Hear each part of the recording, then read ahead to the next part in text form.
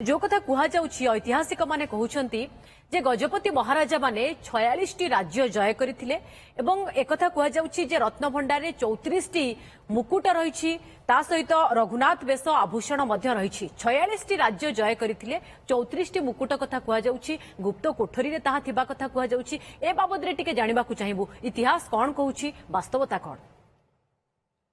गजपति कपिलेन्द्र देवंकर साम्राज्य होउछि कलिंग साम्राज्य मु जो टिके आगु आलोचना करी कहूतिली सेतले जोड़िए साम्राज्य समग्र भारत वर्ष रे निजर आधिपत्य विस्तार करथिला। गोटे हला मगध साम्राज्य, द्वितीय हला कलिंग साम्राज्य। मगध सम्राट अशोक कलिंग उपर आक्रमण करी कलिंग युद्ध करी कलिंग राजा को परास्त करी निजर आधिपत्य बा निजर वीरत्वर पराकाष्ठा देखैथिले एवं सेतेबेले जो कलिंग साम्राज्य थिला से कलिंग साम्राज्यर सीमा थिला उत्तर रे गंगा नदी ठारू दक्षिण रे गोदावरी कावेरी कावेरी एवं गोदावरी समग्र आंध्र प्रदेश आपनकर तमिलनाडु एवं कर्नाटक यही सब राज्य गुड़िक सेतेबेले से जय करथिले एवं गजपति कपिलेन्द्र देव होउचंदी ख्रीष्टीय पंचदश शताब्दीर लोक बा राजा। तांकर समय काल होउची 1435 रु 1468 33 वर्ष राजत्व करथिले। 33 वर्ष भितरे कलिंग साम्राज्यर गौरव कलिंग साम्राज्यर अतीतर भूत गौरव से भली भावरे प्रतिपादित करथिले। सेतेबेले कलिंगर वीर मानकु सैनिक मानकु समस्त डरुथिले सेइत पई कलिंगर जो वीर मानकु सैन्य मानकु कहउतला कलिंगा साहसिका कलिंग वीर मानकर साहसिकता ओडिशा इतिहास लिपिबद्ध ही रही एवं जो गजपति कपिलेन्द्र देव राज्य जय करथिले ता भितरे शिलावंशी नंदपुर आपण माने जानिथिबे वर्तमान जो कोरापुट जयपुर जयपुर राज्य नंदवंशर अधीन थिला। नंद राजवंशर इतिहास रही एवं मत्स्यदेशर ओड्डानी एवं विष्णुवर्धन चक्रवर्ती पंचधार ये अंचल मध्य से जय करथिले। एवं आउ गोटे कथा होची जो आपणकर दक्षिण गंजाम बा ओडिशार दक्षिण अंचल जोटा गंजाम जिले में अच्छी सेठी खेमुंडी राज्य को जय करथिले जोटा वर्तमान बड़ खेमुंडी सान खेमुंडी एवं पारला खेमुंडी। कपिलेन्द्र देवंकर ज्येष्ठ पुत्र 18 पुओ भितरु ज्येष्ठ पुत्र बा बड़ पुओ जे कि हम्बीर देव जहाँ आम कला हम्बीर बोली कहूँ तांकू ओडिशार गजपति आसन रे बसैले नाही से किंतु राजा हबार कथा तांक परे कपिलेन्द्र देवंकर कंकुबाइन सन जो पुरुषोत्तम देव तांकू राजा करिकिरी तांकू बसैले एवं ता पछर गोटे कहानी अछि से परवर्ती समय कहबी से जाऊ कपिलेन्द्र देव खेमुंडी राज्य अधिकार करिबा परे तांकर बड़ पुओ को खेमुंडी राज्य बड़ खेमुंडी सान खेमुंडी पारला खेमुंडी सही पई कहा जाए पुरी गजपतिंकर ज्येष्ठ अंश होउचंदी पारला खेमुंडी। द्वितीय रे बंग आक्रमण करिसंदी कपिलेन्द्र देव जोड़ा बेंगल बोली कहूचे बंग पश्चिम बंगाल कहउचंदी एवं सेठी सेति बेले जेतले बंग अधिकार कले उत्तर रे बंग राज्य तो बंगला राज्य अधिकार कले सेते बेले आपणकर कलिंग साम्राज्यर सीमा थिला गंगा ठारू गोदावरी पर्यंत एवं सेति बेले कपिलेन्द्र देव निजकु गौड़ेश्वर बोली प्रतिपाद्य कले जो नवकोटी कर्णाटक उत्कल वर्गेश्वर बोली कह जाउची सेतेबेले कपिलेन्द्र देव निजकु गौड़ेश्वर गौड़ अधिपति बेंगलटा गौड़ भितर थिला। ये 46 राज्य 34 मुकुट हाँ ए बाबद रे निश्चित आसी विस्तृत कानून गो अनिल धीर मध्य आम सहित रहिछन्ते। श्रीयुत धीर आपण पाखक आसीबाकू चाहिबी जो कथा आमे पूर्वरु भी आलोचना करूथिले श्रीयुत अनिल धीर जे ये बहु पुरातन मंदिर ये मंदिर जेतेबेले कुहा जाउछि जे एएसआई जांच करिवो एहार मरामती करिवो ये मरामती किभଳି उपाय रे हबो किभଳି जंत्रपाती व्यवहार हबो कारण एथिरे अत्याधुनिक जंत्रपाती सहाय्य रे मरामती करा जाय कि पूर्वरु कोनोसी पुरातन मंदिर रो एभଳି मरामती रो नजीर अछि कि आपण ठारू जानिबाकू चाहिबो। देखो तो मंदिर रो मरामती नजीर अछि किंतु एमितिया गोटे अंडरग्राउंड स्ट्रक्चर ताकू मरामती कर बहुत कम एमती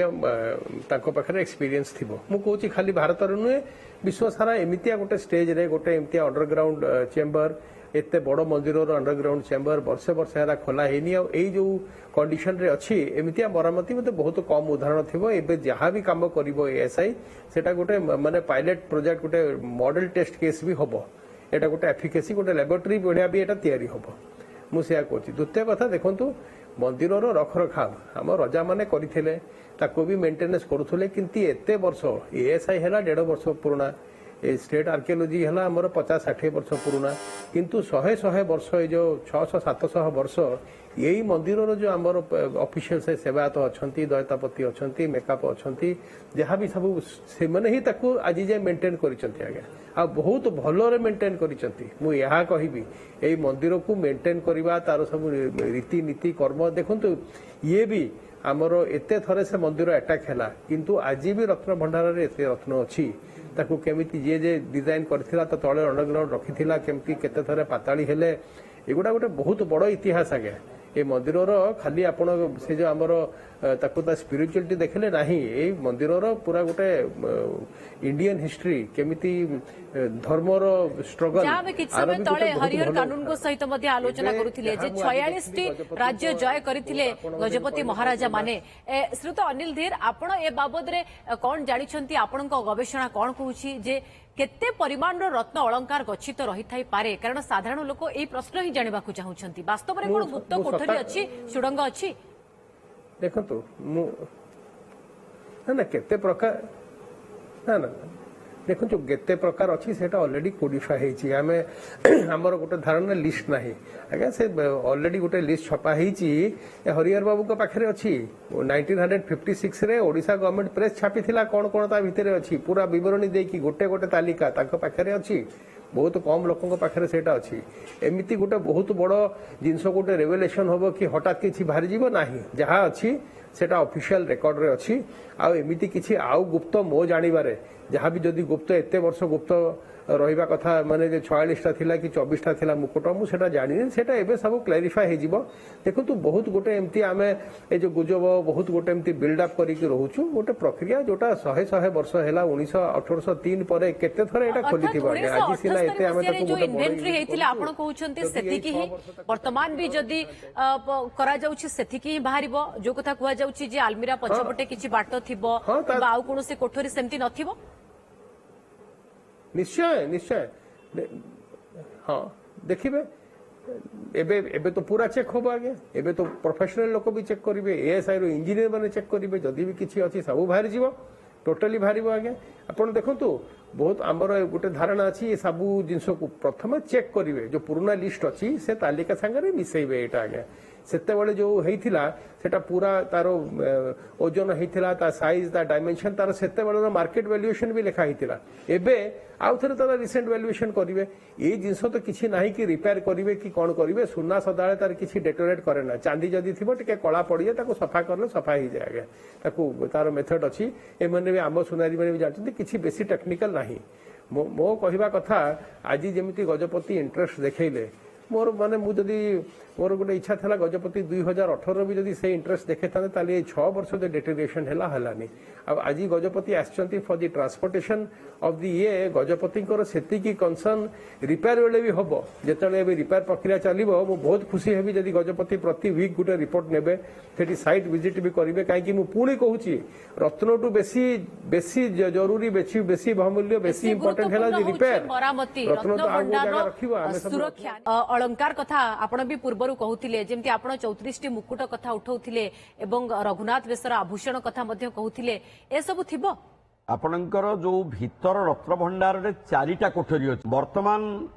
भीतर रत्न भंडार रो गुटिए कोठरी रे जति अलंकार अछि से विषय आलोचना होउची रविंद्रनाथ मिश्र जते 78 मसिया रे मुख्य प्रशासक थिले सेते बेले ता भीतर अर्थात ताकू लागि करी आउ गुटिए द्वितीय कोठरी अच्छी भीतर रत्न भंडार जो से 34टी मुकुट अर्थात पराजित राजांकर मुकुट एवं खंडा खंडा गुड़ा रोला राजबाटी राजदरबार राजबाटी किंतु 34टी मुकुट जो रही से रिपोर्ट लिखित आकार जन ଅଠସ୍ତରୀ ମସିହାରେ ଯୋଉ ମନ୍ଦିର ପ୍ରଶାସନକୁ ଏବଂ ରାଜ୍ୟ ସରକାରଙ୍କୁ ଲିଖିତ ଆକାର ଦେଇଛନ୍ତି ଯେ ଭିତର ରତ୍ନ ଭଣ୍ଡାରର ଦ୍ୱିତୀୟ କୋଠରୀରେ 34ଟି ସେ ଦ୍ୱିତୀୟ କୋଠରୀର କଣ 1978 ଇନଭେଣ୍ଟରି ହେଇଥିଲା? 1978 ଯୋଉ ଇନଭେଣ୍ଟରି ହେଇଥିଲା ଏଇ ଦିଟା ବହିରେ ଆପଣ 52 ମସିହାର ଯୋଉ ଇନଭେଣ୍ଟରି ରିପୋର୍ଟ ଆପଣଙ୍କର ଏଇ ଦିଟା ଭଲ୍ୟୁମରେ ଅଛି। ଆଚ୍ଛା, ମାନେ ମନ୍ଦିରର ଇତିହାସ, ମନ୍ଦିରର ସେବା 119 ପ୍ରକାର ସେବାର ବିବରଣୀ, ସେବକ ମାନଙ୍କର ତାଲିକା ଏବଂ ଏଇ ଭଲ୍ୟୁମ 2 ର ଲାଷ୍ଟ ପାର୍ଟରେ ଆପଣଙ୍କର ଭିତର ରତ୍ନଭଣ୍ଡାର ବାହାର ରତ୍ନଭଣ୍ଡାରରେ ସୁନା ରୂପା ହୀରା ନୀଳା ମୋତି ମାଣିକ୍ୟର ପୁରା ବିଶଦ ବିବରଣୀ ବିସ୍ତୃତ ତାଲିକା ରହିଛି। ସେ ଦ୍ୱିତୀୟ କୋଠରୀ କଥା ବି ଅଛି। ୟେସ୍, ଦ୍ୱିତୀୟ କୋଠରୀ କଥା ଅଛି ଏବଂ ଆପଣଙ୍କର ତା ଭିତରେ 4ଟା କୋଠରୀ ଅଛି ଏବଂ ତା ତଳକୁ ଯୋଉ ସୁରଙ୍ଗ ଭଳିଆ ଅଛି ବୋଲି କହୁଛନ୍ତି, ଗୁପ୍ତ କୋଠରୀ ଯୋଉ କହୁଛନ୍ତି, ତା ଭିତରେ ଜଣକୁ ଛାଡ଼ିଲେ ଗୋଟେ ଟୋକେଇରେ ଭର୍ତ୍ତି କରିକିରି ସେତେବେଳେ ଅକ୍ସିଜେନ ନଥିବ, ଅମ୍ଳଜାନ ପାଇ ନଥିବ, ସେ ଲୋକଟି ମରିଯାଇଥିବ, କିନ୍ତୁ ଦେଖିଲା ବେଳକୁ ହାଲକା ଉଠେଇଲା ବେଳକୁ ହାଲକା ସେ ଲୋକ ନାହିଁ। କହିବାର ତାତ୍ପର୍ଯ୍ୟ ହଉଛି ଯେ ତା ତଳକୁ ଆଉ 2ଟା ସୁରଙ୍ଗ ଅଛି, ଯୋଉ ସୁରଙ୍ଗ ଗୁପ୍ତ କୋଠରୀ ତୃତୀୟ ଏବଂ ଚତୁର୍ଥ। କାରଣ ଆପଣ ଦେଖନ୍ତୁ ପୁରୀ ଜଗନ୍ନାଥ ମନ୍ଦିର କେତେ ଉଞ୍ଚା, ଆପଣ ତଳେ ଠିଆ ହେଇକି ମେଘନାଥ ପାଚେରୀକୁ ଦେଖିଲେ ଅନୁଭବ କରିପାରିବେ ଯେ ପୁରୀ ମନ୍ଦିର କେତେ ଉଞ୍ଚା। ତେଣୁ ସେଗୁଡିକ ବାଲି ଦିଆହେଇକିରି ବା ବାଲିରେ ପୂରଣ କରାହେଇଛି, ଫିଲ୍ଅପ୍ କରାହେଇଛି। ତେଣୁ ତଳେ ଅର୍ଥାତ୍ ମାନେ ବାହାର ରତ୍ନଭଣ୍ଡାର ତାକୁ ଲାଗିକିରି ଭିତର ରତ୍ନଭଣ୍ଡାର, ଭିତର ରତ୍ନଭଣ୍ଡାରରେ 2ଟା କୋଠରୀ ଅଛି ଏବଂ ତା ତଳକୁ ସୁରଙ୍ଗ ଭିତରେ ଦେଇକିରି ଆଉ ଯୋଉ 2ଟା କୋଠରୀ ଅଛି ତା ଭିତରେ ବି କିଛି ରତ୍ନ ଅଳଙ୍କାର ରହିଛି, ତାକୁ ମଧ୍ୟ